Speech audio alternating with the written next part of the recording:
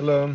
It's pouring down rain like crazy. I'm slowly watching our boat, the Slobber Chicken, sink. Um, so John joins a character in the Book of Say. He, when I first met him, he kind of looked like an older version of like Paul Newman. White hair, very lean, sinewy body. Someone who had been handsome and athletic all his life, and still in the older years, still had that kind of carriage about him. He just appeared in the driveway of the Wheat Hill house. I was waiting for someone to pick me up. I knew it was him this particular time. Nobody else was around the Wheat Hill house, and I was sitting on the front porch looking out of the view, and suddenly John just kind of appeared in the driveway in his old pickup truck.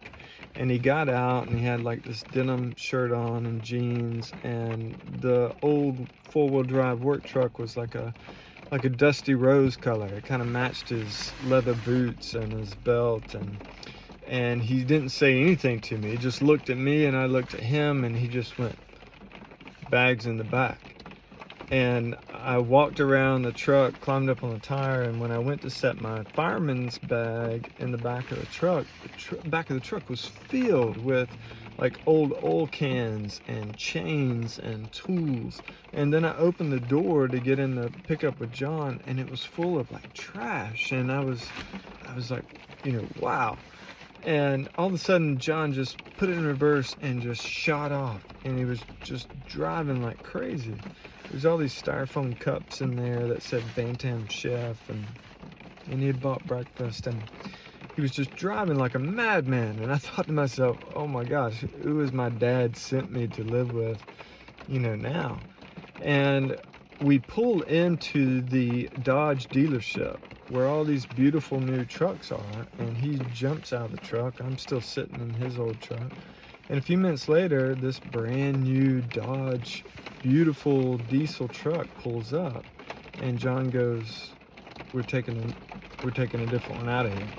And so we get in that truck, and the salesman walks up to the window, and John fumbles around and like pushes the window, the power button of the windows, and it goes down, and the salesman's like, "Well, we appreciate your trade-in, and an old man like you must have like changed the oil in this truck all the time." And I remember it's the first full sentence I'd ever heard John say. And he looked at that guy and he goes, "Son, if there's any goddamn oil in that truck, you put it in it from the factory." And that was it. And we took off again.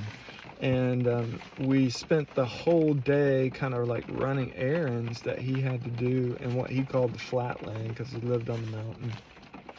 And he had to put fuel in the truck, and he went to some like yard where he kept equipment and stuff, and it had all these trees, and it was muddy, and he was always just driving like crazy. And he drove past this tree in this brand new truck, and it just dented in the whole side of this brand new truck. The truck was not more than a couple of hours old.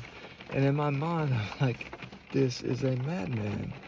And so we left there. We drive back to Tron, which was a pretty good drive. We cross the last fertile plain, and we start to go up the mountains that I had always seen from my bedroom window, always wanted to visit. And we're going up, and my ears are starting to pop, and I lean up as a 11-year-old kid, and I roll down the window, and I smell that crisp mountain air, and it was just intoxicating, seeing everything. The sun was about to start setting, and John reaches over and taps me, and he points behind his head like that, and I look over, and here's this waterfall that's just coming off the mountain, cascading, and the sun is just about to start setting. And I mean, it was magical, something I'd never seen. We get to the end of the paved road, and it turns to gravel, and John is still driving like a madman. And then all of a sudden, he slams on the brakes, and in my mind's eye, I can see these round gravel stones just flying out of the tires, and you could hear them hitting the fenders and stuff of the truck. And the truck kind of slides, and all of a sudden, he jumps out of the truck.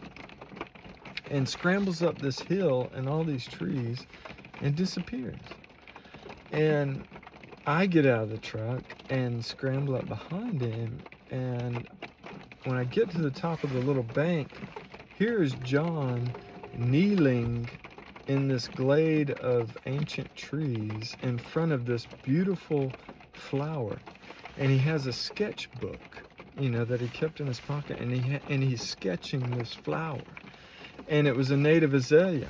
And if you've never seen a native azalea, they're stunning. They're like a wild orchid almost. Nothing like the azaleas that you see planted around houses. They're this fantastic, just rare, gorgeous, delicate flower. And this glade that he was kneeling in, and the sun setting and stuff, it was just, it looked like he was kneeling before some ancient relic or throne.